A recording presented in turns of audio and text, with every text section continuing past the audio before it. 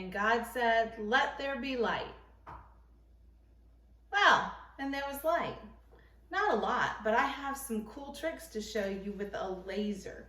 On day one, God created light. Remember, everything was dark, and darkness is the absence of light. So I've got a laser pointer here. You can't ever look directly at a laser pointer. It's not safe. Okay, you have to look away from it. But I've got one. I want to show you what it will do and see if you can see it on here. I know it's kind of dark, but then we'll have the light back on soon. So you've got a single light shining on this black poster board. Okay, but when I change and put it this glass, the glass refracts the light. Look at how it's moving all over my kitchen. Mr. Joe and I moved recently. We don't have the lab set up yet, so you have to let me do science experiments in the kitchen for a little bit. So I also have a prism I just bought for a couple dollars, and it every time you turn it a little bit differently, it's going to show up a little bit differently on the poster board. My fingers are kind of in the way, but I wanted to show it, stand it up to show you. So here I've got one. If I move it slightly, I have it on my table too, and it's going all around. I also have a glass tube right here. It's actually a glass straw, and it can make the circle.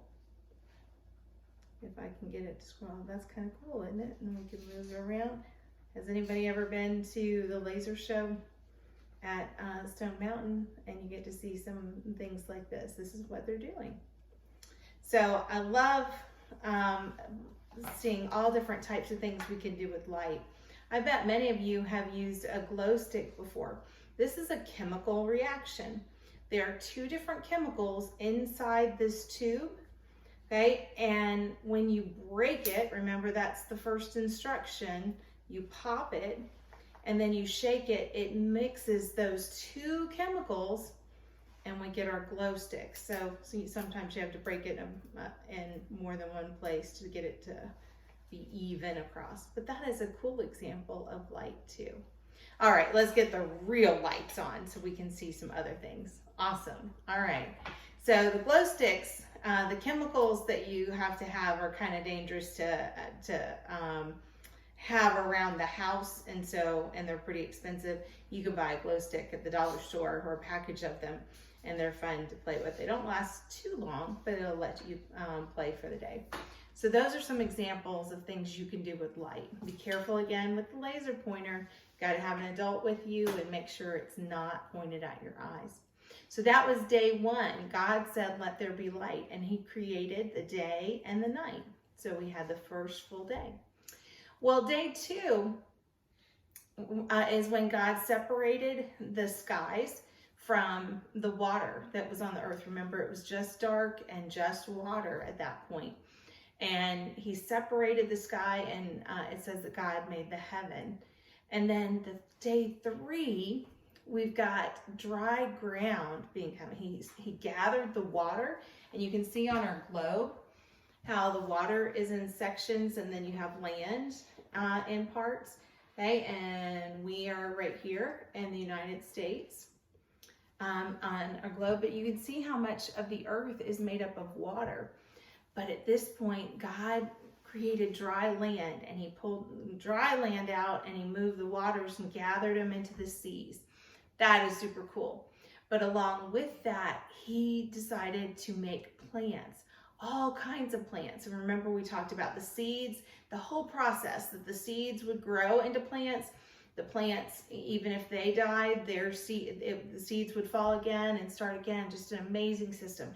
And he created some that produced fruits for us to eat. He created vegetables, all of those things. So the verse in the Bible I've got on the sheet, it's Genesis 1, verse 11. Let's see if I can get it open so maybe you can read it, but I'll help and read it to you. Then God said, "Let the land produce vegetation," that just means plants, "seed-bearing plants and trees on the land that bear fruit with seeds in it, according to their various kinds." God created so many different kinds. And it was so.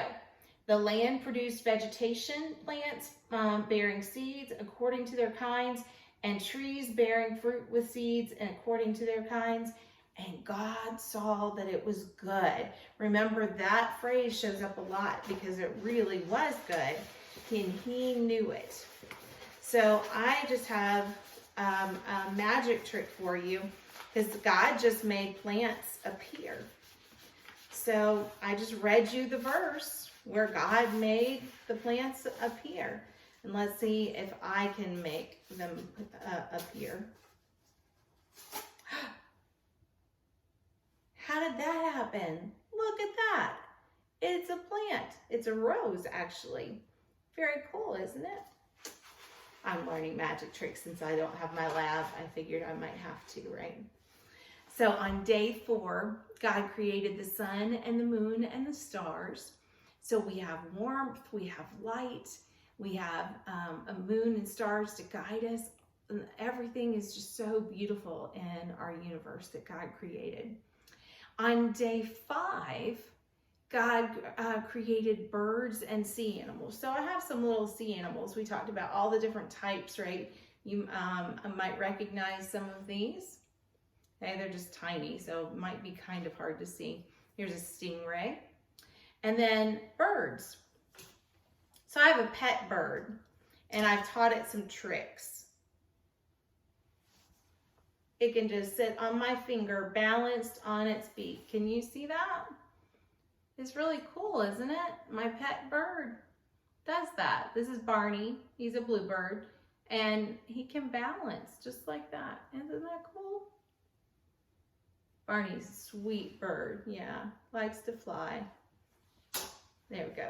I'm going to set him down for right now.